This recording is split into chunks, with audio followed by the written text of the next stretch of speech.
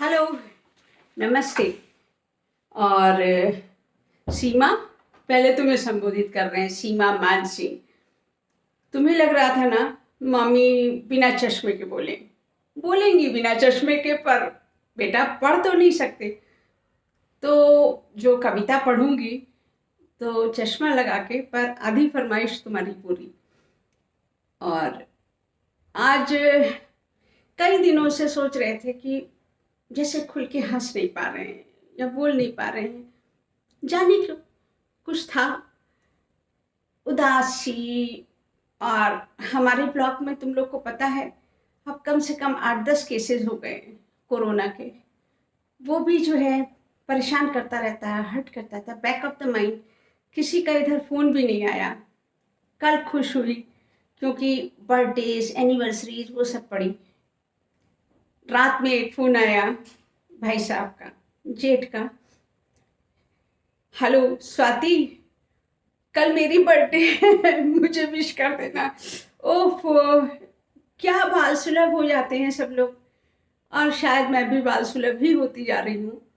तो बस ये लगा कि हाँ भाई साहब, जरूर कर दूंगे। आज सुबह से बर्थडे का था, उसी समय जब उदास थी, कुछ इसलिए भी शायद कि कुछ क्रिएटिविटी नहीं थी। पुराने साल का पॉपअप हो गया, डाल दिया। और मेरी आदत है कुछ हमेशा यथार्थ को नए ढंग से लिखने का। तो वो भी था कि चलो इसको नए ढंग से लिखा जाए, या कोई टॉपिक नहीं सूझ रहा था। शायद ईश्वर की कृपा थी। एक साथ मैंने तीन तीन कविताएं लिखी। तीन तीन कविताएं लिखी, फिर लगा कि नहीं, अब पुराना रिकॉर्ड नहीं डालूंगी, और अब आज का ही रिकॉर्ड करके आज ही डालती हूँ। बाकी तो काफ़ी रिकॉर्डेड हैं, वो डलेंगे ही। तो आज आपके लिए सुबह से, कल रात से आज सुबह तक की लिखी गई कविताएं, यथार्थ जो मैं लिखती हूँ, पर लिख के सेटिस्फेक्शन लगा तो मुझे लगा कि हाँ कुछ लिख गया। अब कुछ को पसंद आएगा, जिनको रोमांटिसिज्म पसंद है उनको शायद ना पसंद आए।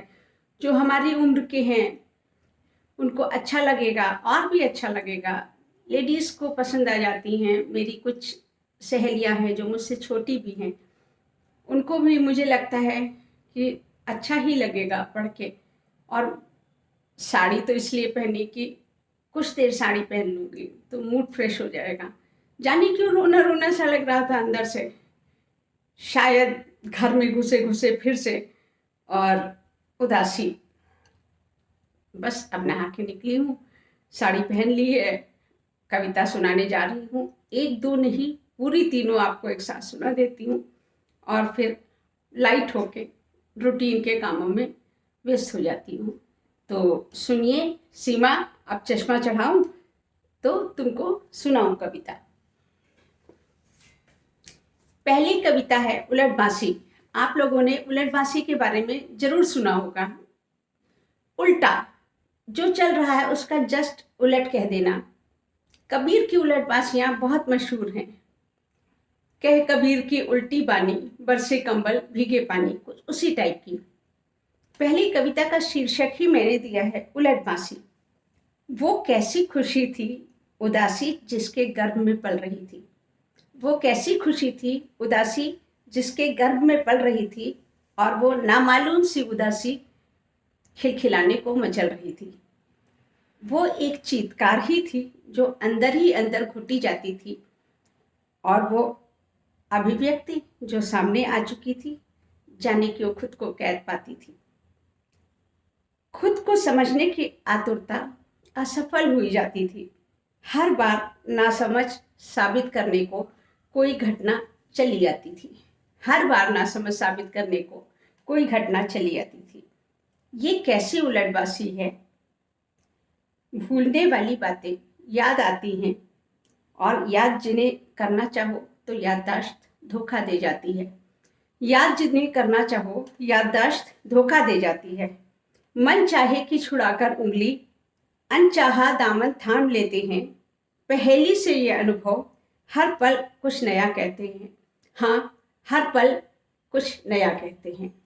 तो ये तो थी मेरी लिखी हुई कल रात की पहली कविता। 2 सुबह लिखी और आशा है ये भी पसंद आएगी। और सब यथार्थ से जुड़ी कविताएं हैं, तो आगे की भी 2 पसंद आनी चाहिए। दूसरी कविता है एक नया एंगल। एक नया एंगल सूरज को लेके है। जो जो वो चढ़ता जाता था तपन, जो जो वो चढ़ता जाता था तपन, या सूर्य अपनी ही अग्नि में खुद ही झुलसा जाता था।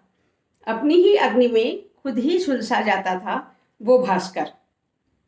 कब वो पुराना भास्कर था और दग्ध रवि अपनी विषाणु सी किरणें हर व्यक्ति के मनोमस्तिष्क में उतार आता था। अब न था वो दिल को सुकून देने वाली ऊष्मा का प्रतीक। अब न था वो दिल को सुकून देने वाली ऊष्मा का प्रतीक जो राहत पहुंचाता था, पर था तो वो बेचारा ही। जब भी आराम करने धवल चांदनी की आरामगाह में जाता था, धवलता तो सिर्फ नाम की थी। धवलता तो सिर्फ नाम की थी, हर चांदनी को मैली ही पाता था। और यकीन मानिए, जो ग्रहण किया था वो ही तो सौंप पाता था। सूरज जो ग्रहण किया था वो ही तो सौंप पाता था। चांदनी, सूरज, यहाँ तक कि अटल ध्रुव भी पथभ्रष्ट नजर आता था। कैसी लगी? मुझे तो भाई अच्छी लगी और आपको भी अच्छी लगेगी। अब एक तीसरी अंतिम कविता सुनाती हूँ और फिर आपके लिए डाल दूंगी। तीसरी कविता का शीर्षक है विश्वास। तीसरी कविता का शीर्षक है विश्वास। रास्ता चलते मेरी चप्पल टूट गई थी।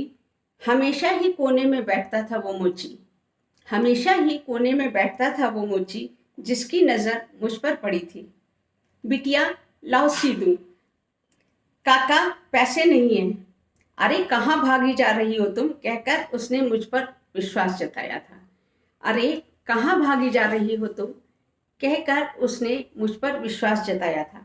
और वो क्लर्क विश्वविद्यालय का, जिसने अंतिम तिथि फीस भरने की जान भरी थी मेरी फीस, और विश्वास जताया था। अजब था तब का विश्वास। मुसीबत में बढ़ते थे आगे 10 हाथ। अजब था वो विश्वास। मुसीबत में बढ़ते थे आगे 10 हाथ। खुशी में बढ़े हाथ, दुख में खड़े साथ। समस्या ही छोटी हो जाती थी विश्वास के बल पर, नौका पार जाती थी। समस्या ही छोटी हो जाती थी विश्वास के बल पर, नौका पार जाती थी।